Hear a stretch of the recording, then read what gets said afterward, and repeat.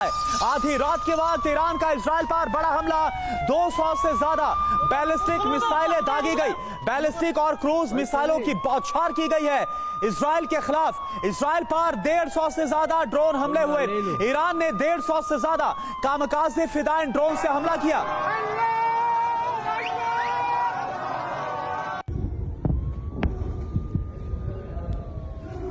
वो यहाँ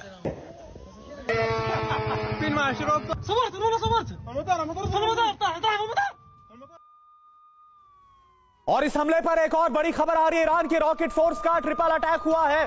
क्रूज के बाद बैलिस्टिक मिसाइल से इजराइल के खिलाफ हमला। ईरानी मीडिया के हवाले से बहुत बड़ी खबर आ रही है। इजराइल पर बैलिस्टिक मिसाइलों से ताबड़तोड़ हमले किए गए। बैलिस्टिक मिसाइलों से अटैक का यह ताजा वीडियो आपको हम दिखा रहे हैं। 200 से ज्यादा मिसाइलों से इजराइल पर हमला बोला गया है।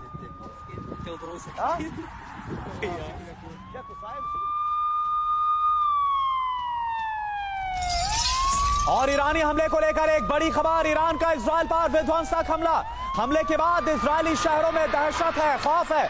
जान बचाने के लिए लोग भागते हुए नजर आ रहे हैं। खुद को सुरक्षित जगह पर लोग ले जाने की कोशिश करते नजर आ रहे हैं, शेल्टर लेने की कोशिश कर रहे हैं।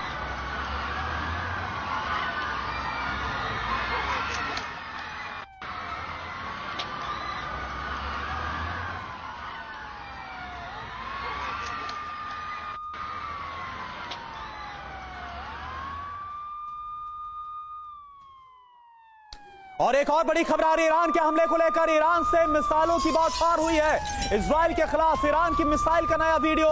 इराक के रास्ते इजराइल पर हमला किया गया।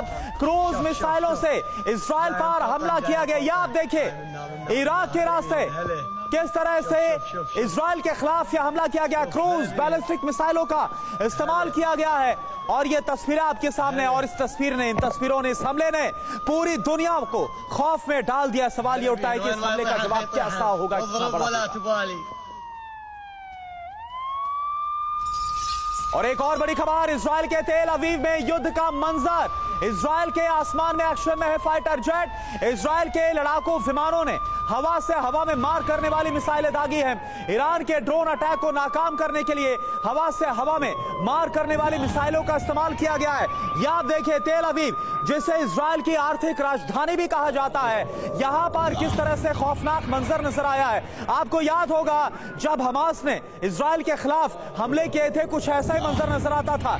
जब तेल अवीव का आसमान मिसाइलों से भरा हुआ नजर आता था, हमले नजर आते थे। और वैसा ही मंजर एक बार फिर से कई महीनों बाद ईरान की तरफ से जो हमला किया गया तब नजर आ रहा है।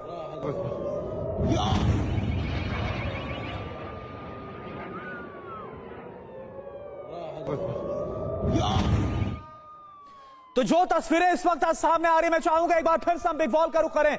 यहां पर आप देखिए किस तरह से जो इजरायली शहर तेल अवीव में लोग भागते हुए नजर आ रहे हैं। और यहां पर हमलों की तस्वीर में सबसे पहले सुमित और इसके बाद मनीष आपके पास आता हूं। ये तस्वीरें कुछ वैसी नजर आ रही है जैसा हमने कई महीने पहले देखा था। लोगों के अंदर खौफ है, डर है।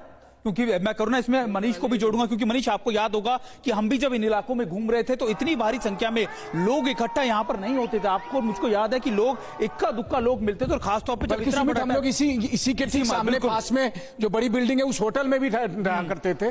तो निश्चित तौर पर देखिए, एक तो स्वाभाविक है जब 200 से अधिक मिसाइल आपके शहर में आ रही हो तो वैसे में तो आप जहां हैं वहां से सुरक्षित जगह भागना चाहेंगे। तो वही लोगों में भगदड़ है, वही लोगों में पैनिक है। लेकिन मनीष, सबसे कमाल की बात है, आपको मेरे को याद है कि जब मिसाइल का सायरन बजता है तो लोग सड़कों पे नहीं अंदर भागते हैं। लेकिन इतनी ज्यादा हबड़दबड़, यानी अनएक्सपेक्टेड था इतना बड़ा अटैक, खासतौर पे इजराइल के लोगों के लिए भी। और यही वजह की तस्वीरें भी इस तरीके को बयान कर रही हैं। अच्छा, एक मैं सवाल आपसे करना चाहूंगा मनीष, ये बताइए तेल अवीव जो कि जिसे फाइनेंशियल कैपिटल कहा जाता है इजराइल की और बैकबोन का काम करती है, क्या लोगों के अंदर इस बात का खौफ, डर है कि अगर बड़े हमले होंगे, अगर सबसे ज्यादा नुकसान होगा तो तेल अवीव में हो सकता है, इसलिए सबसे पहले यहीं की तस्वीरें सामने आ रही हैं? देखिए, इसके बावजूद कि ईरान ने यह कहा था कि हम इजराइल के केवल सैन्य ठिकानों पर हमला करेंगे, लेकिन गुंजाइश तो ये थी कि वो सिविलियन टारगेट भी होते। और जिस बात का जिक्र सुमित भी कर रहे हैं, मैं आपको बताऊं कि इस जगह पर चूंकि हम लोग रहे हुए हैं और यहां पर बड़ी संख्या में लोग सरकार के खिलाफ प्रोटेस्ट कर रहे थे, बंधकों की रिहाई की मांग कर रहे थे।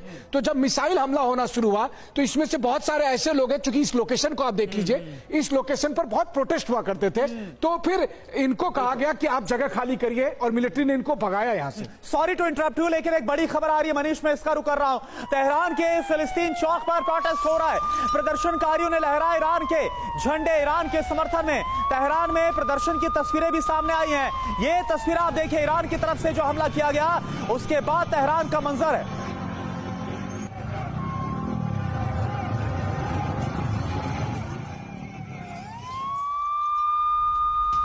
और एक और बड़ी खबर, इजराइल के नेगेव एयरबेस पर ईरानी हमला हुआ है। नेगेव एयरबेस को नुकसान का दावा, और बड़ी बात यह है यहीं से इजराइल ने दमिश्क पर, जो सीरिया में दूतावास पर हमला किया था, क्योंकि बदला लेने की बात कही गई थी, बदला लिया जाएगा इजराइल के खिलाफ हमले का, तो वो बदला लिया गया है। वो तस्वीरें हैं, क्योंकि इस हमले में जो इजराइल का हमला था सीरिया के खिलाफ, सीरिया में जो ईरानी दूतावास उसके खिलाफ 12 लोगों की मौत हो गई थी, और उसी नेगेव एयरबेस पर अब ईरान ने हमला किया है।